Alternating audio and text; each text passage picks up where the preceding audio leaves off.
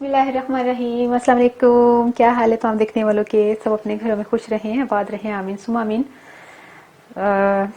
Vegetables बच गई थी, आज हम बना रहे हैं वेजिटेबल। जो राइस मैंने बनाए थे चाइनीज वेजिटेबल राइस, उसकी वेजिटेबल्स बच गई थी तो हमने तो वेस्ट करनी नहीं थी।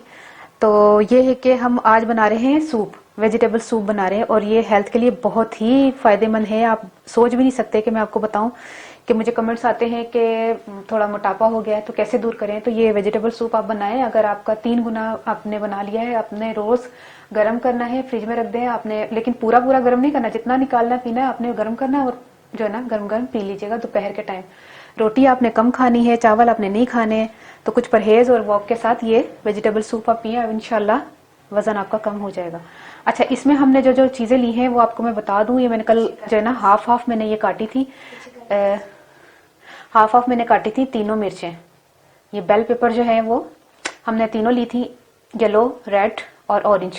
ये तीनों ही इसमें शामिल होंगे क्योंकि इसके बाद हमने इसको इस्तेमाल नहीं करना वरना ये खराब हो जाएंगी। और एक छोटी शिमला मिर्च है, ये ली है मैंने। और इस तरह का एक मैं कटिंग करूंगी तो अगर आधा कप होगा तो ये बंद गोभी है, कैबेज, ब्रोकली, बेल पेपर और स्प्रिंग अनियन। इसको क्या करना है कि हमने काटेंगे तो फिर मैं बताऊंगी कि आपको हमें कितना चाहिए। हमें तकरीबन एक ही चाहिए, ठीक है। ये तो हो गई थी वेजिटेबल्स। और इसके अलावा भी एक चीज बताती हूँ मैं आपको, और ये है सैलरी। ये वो वाली सैलरी नहीं जो हर महीने मिलती है, ये वो सैलरी है जिसको खाते हैं, ठीक है। और इसके हम पत्ते यूज नहीं करेंगे, इसकी ये डंडी इस्तेमाल करेंगे क्योंकि इसकी डंडी में बहुत अच्छा फ्लेवर होता है, वो हम फ्लेवर इस्तेमाल करेंगे। मशरूम में पूरा एक टिन लेकर आई थी, बाकी के बच गए मैं साइड पे कर रही हूँ। उसमें से मैंने 3 निकाले हैं। और 1 टीस्पून काली मिर्च है, 1 टीस्पून नमक है, 1 टीस्पून चॉप जो है वो अदरक है। अभी अभी मैंने काटा और ताजा काटिएगा, ये नहीं कि आपने कटा हुआ इस्तेमाल करना है। 1 टीस्पून मैंने कॉर्नफ्लोर लिया है, बाकी जो है वो मैंने 3 गिलास पानी लिया है, ठीक है। फिर शुरू करते हैं।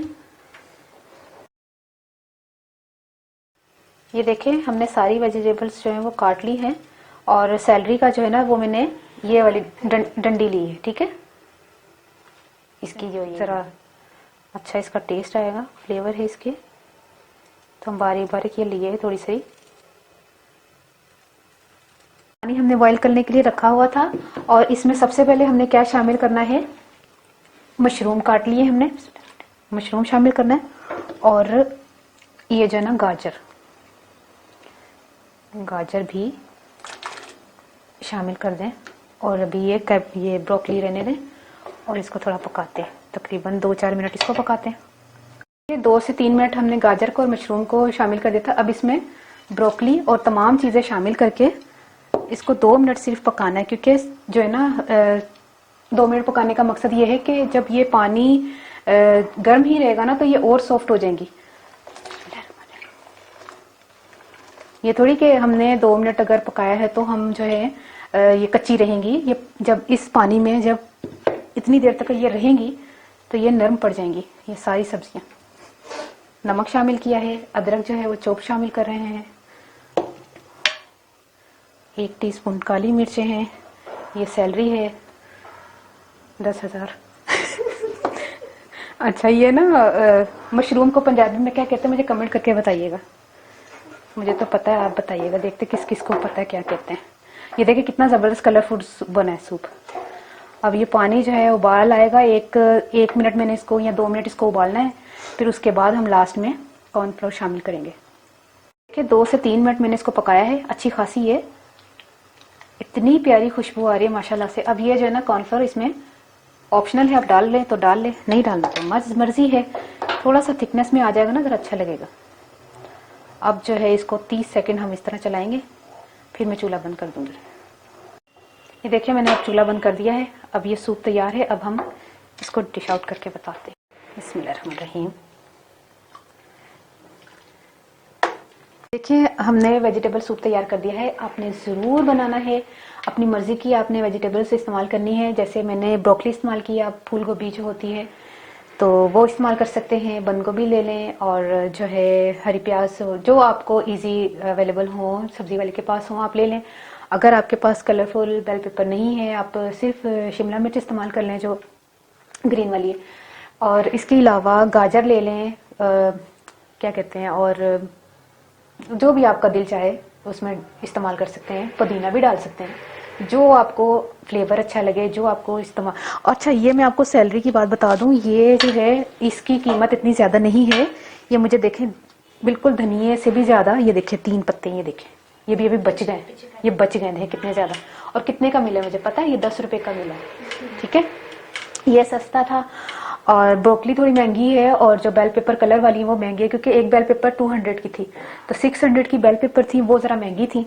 तो कहने का मतलब ये है कि अगर नहीं इस्तेमाल करना कोई प्रॉब्लम नहीं है। ठीक है, अब मैं आपको टेस्ट करके बताती हूँ कि बना कैसा है।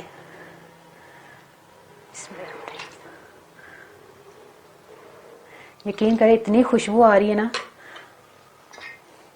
होते हैं ना कई लोग वेजिटेरियन होते हैं, उनके लिए।